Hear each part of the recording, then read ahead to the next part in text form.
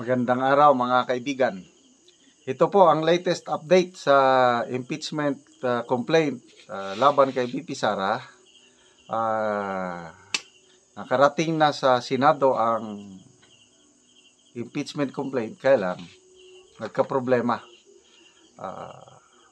Ito, pakinggan natin si Senator Joel Villanueva, yung kanyang mga pahayag na sabi niya, it's a long road, mahabang prosesyon yung impeachment complaint sa Senado. Walang kahit na anong espesyal na araw ngayon kung hindi last day of session na kailangan tapusin ang dapat tapusin. Sir, for this day, sir, may pag-uusap with SP ng mga possible preparation, sir? Wala. Zero. Pero sir, yung rules, pwede siyang gawin even during the break. It has to be decided upon plenary action yan. You can paikot or discuss about it among yourselves and then promulgate it in the plenary. Sir, some scholars were saying... Guys, even... Okay, so sinasabing plenary. Nag-adjourn po yung session ng mga senador na hindi napag-usapan ang tungkol sa impeachment complaint. Yan po ang problema. Ang Kamara, hinabol si Secretary General Velasco ng House, hinabol niya, paspas. Then, naisubmitar, naitransmit na officially sa Senate yung complaint. Ang mga senador, ongoing ang plenary nila, nag-uusap-usap. Problema, hindi na impormahan ang mga senador na na-transmit na sa Senado yung impeachment complaint.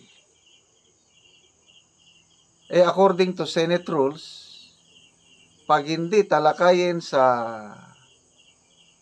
plenary, hindi yun ma-actionan. Ang next na plenary session ng mga senador sa June 2 na. Ano ngayon ang gagawin nila?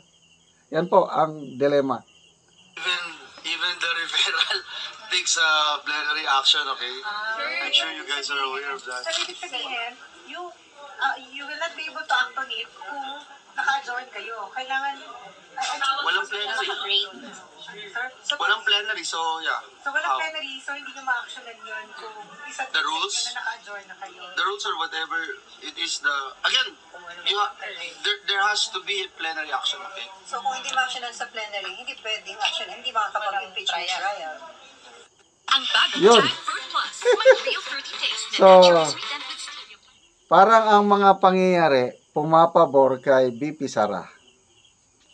Yan. Even the declaration of the senators sitting as an impeachment court, kailangan ng plenary action. Pero sir, some scholars were saying na kahit naka-adjourn ng Senado, kayo as ang role nyo bilang senador, pero when it comes to impeachment, may special role kayong ginagampanan. So, kahit naka-adjourn, you can continue.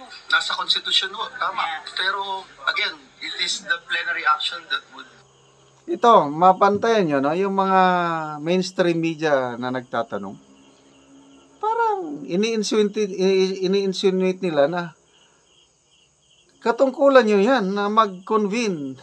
Mag-convene kayo as an impeachment court. Bakit hindi nyo gawin? Napansin nyo yung mga reporters ng mainstream media? Very stick to the rule naman si Senator Villanueva na it needs a plenary action. Hindi nga napag-usapan sa plenary. Although na-submit on time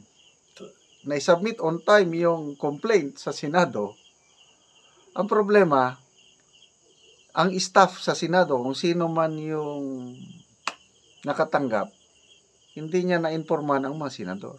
So ano ba yan? Divine intervention? So, ang mga pangyayari pumapabor kay VP Sara, I don't know. Comment kayo. Give us the go signal na we can parang di ba pagka nagbe-break tayo, kahit committee hearings lang, kailangan banggitin mo doon sa plenaryo na ito ay ino-authorize ng bawat miyembro So, ng pwedeng Senado. mag-continue sa susunod na Senado? Yeah. Is that what you mean? Kung halimbawa matapos All things being again, it's so hard for me to speak on just ito anticipation na po pwede mangyari, etc. Session mamaya na mag-reconvene kayo after ng i-reconvene kayo. Kailangan may mag-move na mag-reconvene kayo. If it is filed and it is in the reference of business na sa agenda, automatic naman yun, di ba, na babasahin. Yes, sir. So, automatic din yun na i-refer. Di ba? And then if it is referred to a particular committee, the committee chair would act, whether it's rules or committee on justice, etc. You know? And there will be a motion. Siyempre, na, pero yan ang haba ng, tignan nyo ha, kung magmo-motion, kunyari si RG na i-convene kami as a court, pwede kong tanongin, RG, meron na ba tayo rules? How do you decide on quorum? Meron ba? Wala ata eh. Pagka disposition of motions, yung mga yan, you have to talk about it, di ba? Again, ang hirap na anticipate na. Sir, Meron tayong schedule today, may agenda tayo today, may mga ipapasa kaming third reading today. agenda nyo today, sir? Yung third reading, madami. In short, hindi kaya today. Hindi ko masasabi yan, I'm not the entire Senate. Assessment. Kaya kami dito, ayaw namin sirain yung pag-iisip namin sa aming focus ngayon kung ano yung nasa agenda namin, and we are not going to anticipate anything na baka bumagsak ang buwan mamaya or mabiyak yung lupa at saan tayo pupunta, nasang evacuation. Yan. So, narinig ko rin kanina si Senate Minority Leader Pimentel. Sabi niya, mahirap.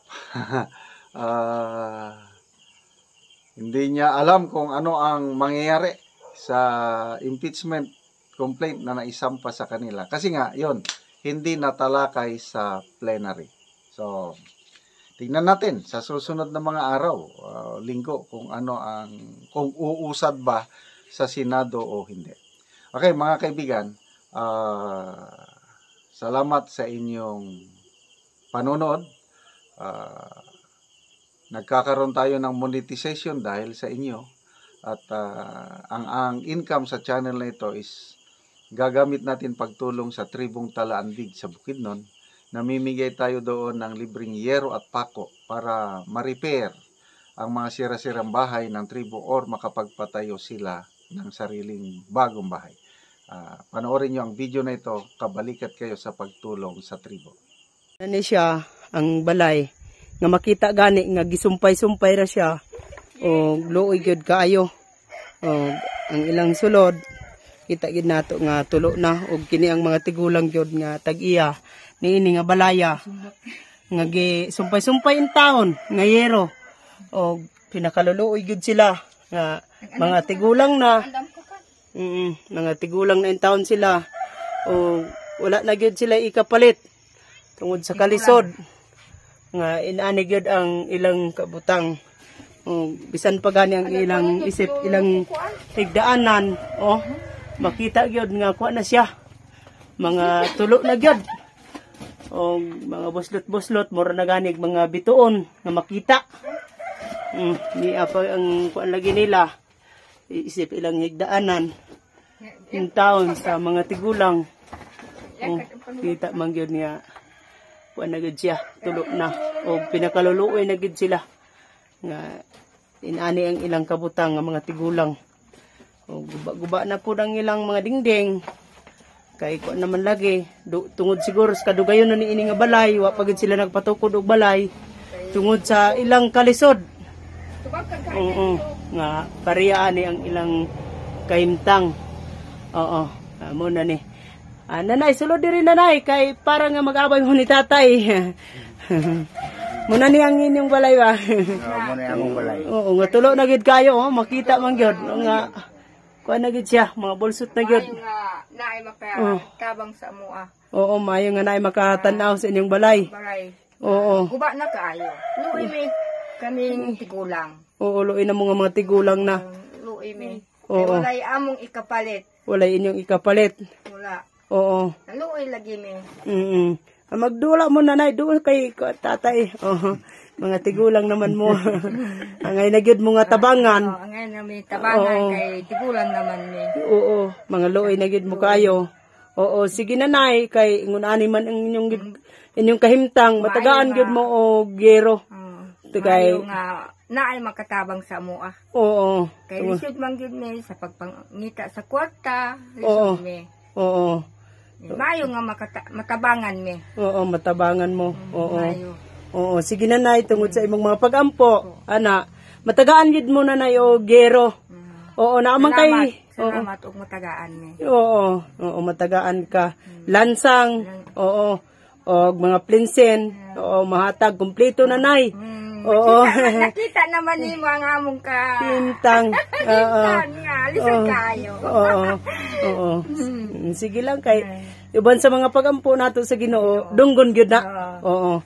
Mga tao nga makakita niini, maluoy sa inyo ha. Ani mga tigulang naman mo. Wala na mo'y sakto nga pagpaningkamot. Kamot kay tigulang naman. Oo, tigulang na. Sige nanay, salamat. Salamat po.